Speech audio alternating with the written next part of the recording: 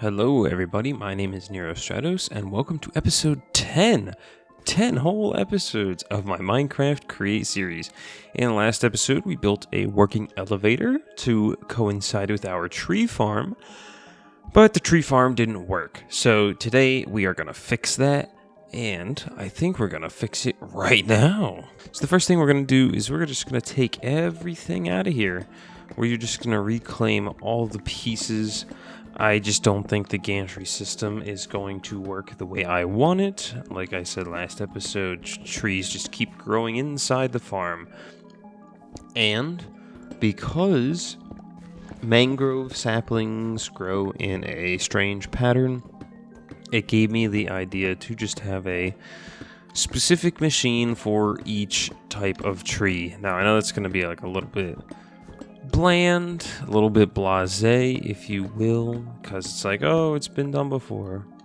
So yeah, we're just going to take this out, and I believe that the idea that I'm going to go for is each tree will have its own mechanism that will chop it down. This will actually allow me to actually harvest mangrove saplings, and it will stop trees from growing inside, because I will be using the circular design that we had used previously. I did a little bit of research, and it turns out that seems to be the most efficient way to actually farm trees in the Create mod. So that's what we're going to do, and I'm probably just going to use all these pieces to do it.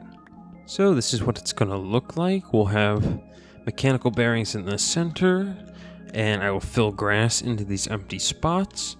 And we'll just build a saw-like machine that will spin around. Each one will spin around individually. I will probably put a clutch on each one just in case some give more wood than others. Like, obviously, I don't need more acacia wood. So we'll be able to turn off each one individually. And out here on this side and on this side, there will be portable storage interfaces, so when they come around, they'll just drop stuff on here. It'll go into a conveyor belt on either side, which will connect somewhere over here, which will then deliver the goods down to wherever we have our factory. So, to not waste a lot of time, I am going to complete all of these, and I'll bring it back after they're assembled. Or how about after one's assembled? Nah, we'll make it all of them. I'll bring it back after every single one of them is assembled. Okay, everything is in place. Well, almost everything. And I think it's time for the main event. Are you ready? Let's go! So, this is what it looks like. It's unbelievably quick, I guess. But the belts are very slow. So basically, like I said earlier, they spin around, they'll plant, and then they'll dump everything onto these conveyor belts, which will end up right here, and we will ship them down to a factory freight loading center. And if we come over here really quick, these are our off switches. So I've put the planks of each wood type that we'll be collecting right here on the wall, and on the back side we have a bunch of redstone links. And obviously, because I don't have cherry saplings, these is just empty, so I have that one turned off in the back. But I can flip all these and turn them all off, and turn one on and that one on and that one on, and it allows me to have a lot more fine control over everything. So for now, we'll turn them all off because we don't need them to run, and we will get started on moving this down here somehow. I'm not sure how I want to do it yet, but I need to get this stuff down here without wasting too much space. I think the best way would probably just to be to have a funnel or chute or something that just goes straight down, and out of the mountain we'll have another belt that just leads into a sorting system. That is my best guess for now.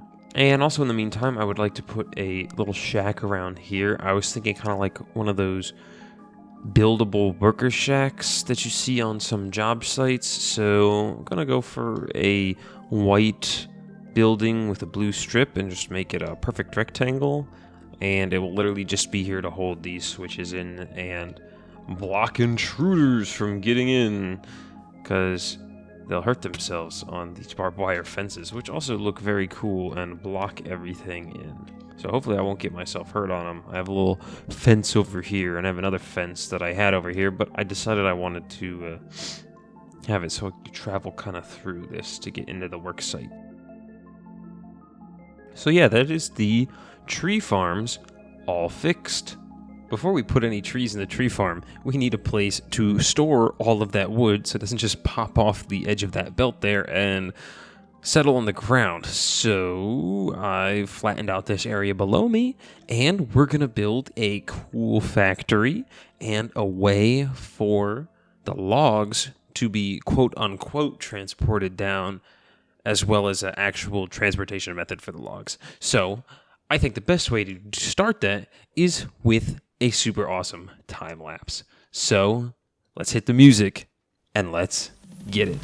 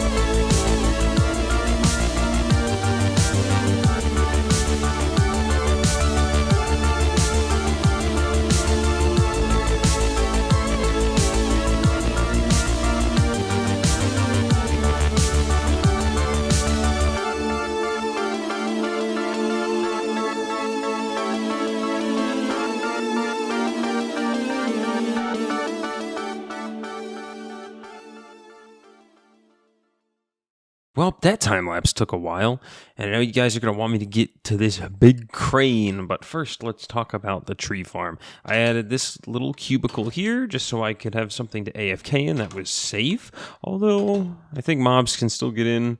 Might have to put buttons on the outside, but we'll see. I also added this to go over the top, and I think it's about time that we actually start planting our saplings, so that way I can show you guys exactly what's going on. Alright, let's turn all of these on now so we can get to work. Boom, boom, boom, boom, boom. Alright, now, oh no, I didn't put a thing for sticks. Uh-oh. I know exactly what to do. Pick up this stick. Give me that. And so anyway, this collects all the wood, and it falls down this big hole, and it goes down there. So why don't we head down to our lumber yard? But first, let's take a little peek-see at our crane. And since I can't actually get up there anymore, we are going to take a little F4 view. So it's here on a sturdy base. I used framed lattices because they look pretty nice. They look better than the full blocks of concrete. And the power is just a water wheel that's down here. And it shoots all the way up here to run our elevator pulley like we used over there. I don't know what else to say. I used these framed iron bars with the hazard blocks, and I think they look very good. Although, other than that, it's pretty small, it's pretty fair. I just like the fact that it actually moves, but we'll get to that in a little bit. So we ride our own elevator down, and we get a full view of the Timberyard. Isn't that neat? And we swing out of here. We have a nice, beautiful path to walk on. And this is it. But first, let's take a stop inside the house. This, I decided to go with it's supposed to be a tin roof. like a metal sheet roof, A-frame style.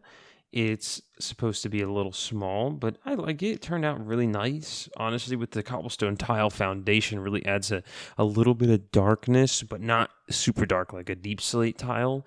So I think it worked out really nice, and I love the vertical spruce plank paneling. It looks super nice. Yeah, it's a little bland, but honestly, I think that fits. I could totally see this whole area in like a super rainy climate, like northwestern United States, like a Seattle or an Oregon.